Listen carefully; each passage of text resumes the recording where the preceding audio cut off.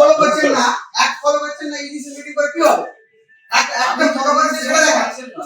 ধরুন আমাদের এখানে রেকর্ড হয় না, আপনি এখানে দাঁড়ান, আমি রেকর্ড করি, আমি কত মিটিং চলছে, কত মিটিং বলছি না না কথা বলুন, ডাকবো, কথা বলুন, কথা বলুন, কথা বলুন।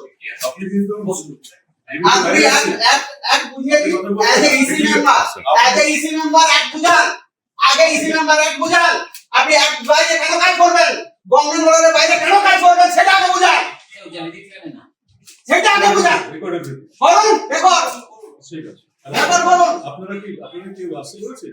আসার কথা কি আছে, আপনি অন্যায় কাজ করবেন আপনারা কেন? একনায়কতন্ত্র চালানোর অভিযোগে এবারে গৌড়বঙ্গ বিশ্ববিদ্যালয়ের উপাচার্যকে ঘেরাও করলেন অধ্যাপকেরা। পাশাপাশি উপাচার্যের দায়িত্ব পাওয়ার পর থেকে এসি কমিটির কোনো বৈঠক এখনো পর্যন্ত হয়নি বলে অভিযোগ এসি কমিটির সদস্যদের মধ্যে।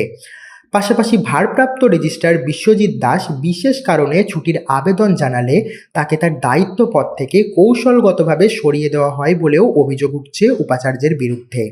আর এই ঘটনায় শুক্রবার সকাল 11টা থেকে গৌড়বঙ্গ বিশ্ববিদ্যালয়ের উপাচার্য আশিস ভট্টাচার্যের অফিস ঘর ঘেরাও করে বিক্ষোভ দেখাতে থাকেন অধ্যাপকেরা।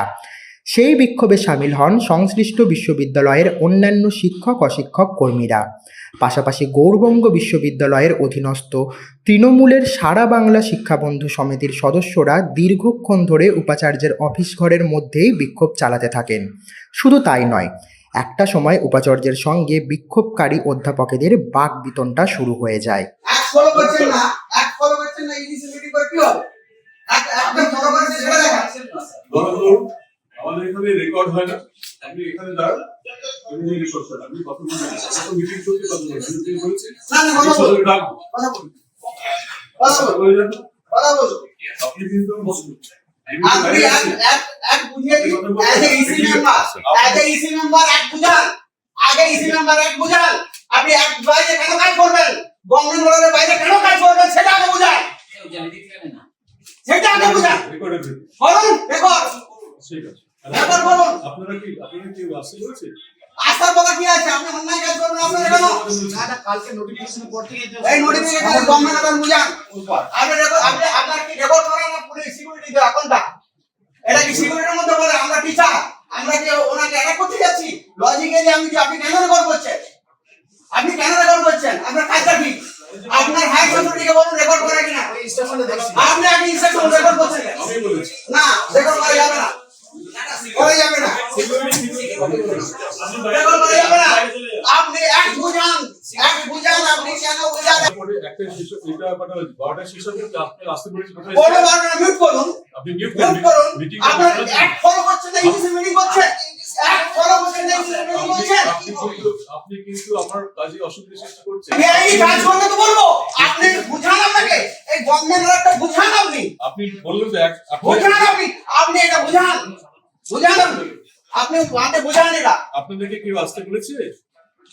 মিডিয়াকে কেউ বলে, মিডিয়া যেখানে প্রবলেম পাবে সেখানেই আসবে। তাই এখানে চলে না আসবে। মিডিয়া কি ডাকে, না আপনি মিডিয়াকে ডাকে, না আপনাদেরকে জিজ্ঞেস করছি। মিডিয়াকে ডাকে, এখানে গোপনীয়তা কি আছে স্যার? মিডিয়া তো কে ডাকে?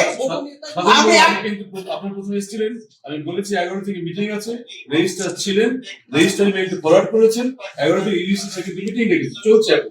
আমি আপনাদের বলেছিলাম মিটিং সেশন করে আপনাদের ডাক, আপনারা কিন্তু মিটিং এর ভেতরে ঢুকে পড়েছেন, এই তো ঠিক নয় সাধারণ না স্যার, হতে পারে আপনি নিয়ম কানুন, গভর্নমেন্টের নিয়ম কানুন, হতে পারে আপনি কি আমাকে মিটিং অ্যাটেন্ড করতে দেবেন না?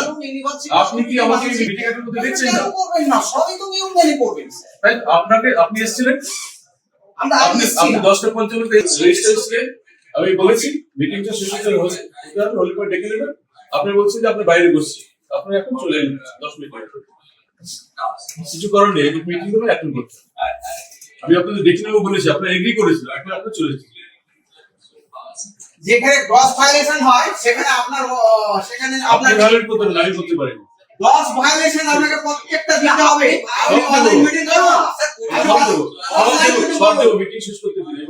প্রথম মিটিং অনলাইন করুন না, অনলাইনই তো হচ্ছে মিটিং। সেটা মিউট করুন। 18 নভেম্বর থেকে ভায়োলেশন, ভায়োলেশন হচ্ছে 18 নভেম্বর। না না ভায়োলেশন আমি চেয়ারে ভায়োলেশন করে বেড়াবো, এটা হতে পারে না। আপনি যোগ দেওয়ার দিনে আপনি এখনই স্ট্যাটিউট ফুলি কাজ করবেন। 19 আগে আগে এই নিয়ম যে ফেক নিয়ম প্রফেসর নিয়ম শুরু হয়ে গেছে, কোনো মিটিং নেই, আপনি কেন এক্সিকিউটিভ অফিস ডাকছেন না সেটা ক্লিয়ার কাজ হচ্ছে। আপনি ইসি মেম্বারদের গুরুত্ব দেবেন না। শুনতে তো হবে আপনাকে।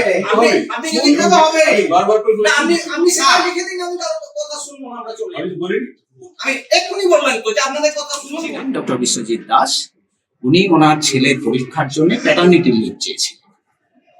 আমার যতটুকু মনে পড়ছে তাতে ওনার সঙ্গে মৌখিক কথা বলে যতটুকু জেনেছি যে উনি 21শে জানুয়ারি অ্যাপ্লিকেশন দিয়েছিলেন এবং বোধহয় খুব সম্ভবত উনি মার্চের 9 তারিখ পর্যন্ত উনি ছুটি চেয়েছিলেন, কিন্তু গভর্নমেন্ট ওকে ওনাকে রেজিস্ট্রারের দায়িত্ব দিয়েছেন। মানে একটা সময় আপনারা জানেন যে আগের উপাচার্য যিনি ছিলেন পবিত্র চট্টোপাধ্যায়, সেই সময়ে একটা মানে আমাদের বিশ্ববিদ্যালয়ে অস্থিরতা তৈরি হয়, রাজ্যপাল ওনাকে রিমুভ করতে বলেন।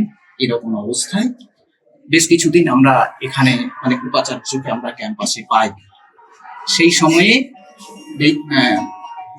রেজিস্ট্রার বিশ্বজিৎ দাস তার আগেও দায়িত্বে ছিল।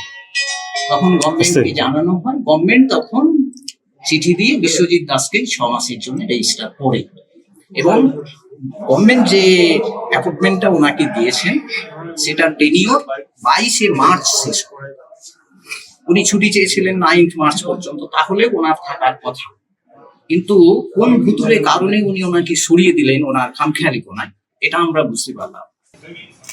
ইসি ডাকছেন না কেন সেটা আগে বলুন। ভয় তো ইলিগাল কাজ করছে সব।